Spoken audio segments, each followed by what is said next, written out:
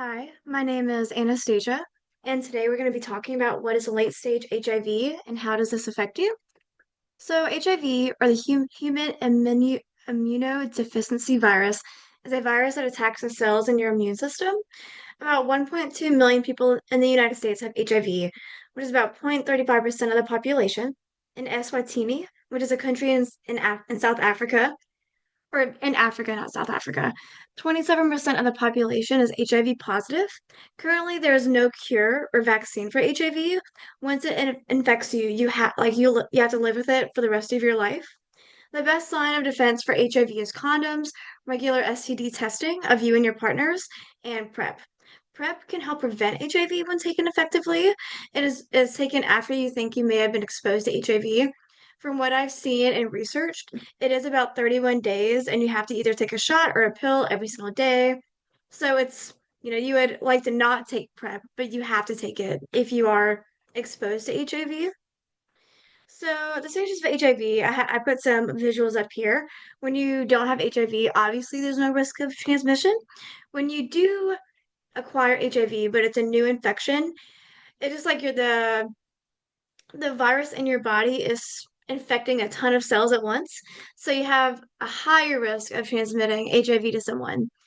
And once you have it and you've had it for like maybe a few years, if you're on ARTS or not on ARTS, well, if you are on ARTS, you have a pretty low risk of transmitting HIV to someone.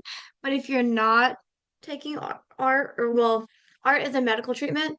So if you're not taking anything for HIV, you have a normal risk of transmission. But if you're not on medical treatment or ARTS, it will shorten your life.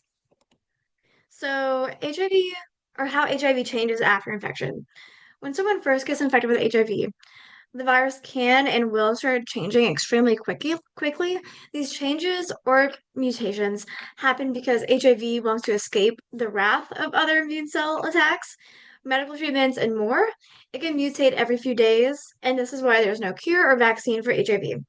If someone who is infected does not receive medical treatment, which is usually called ARTS or antiretroviral therapy, the virus can and will mutate and kill off literally all of the immune cells in your body. Once this happens, the virus will mutate again to be able to infect even more cells.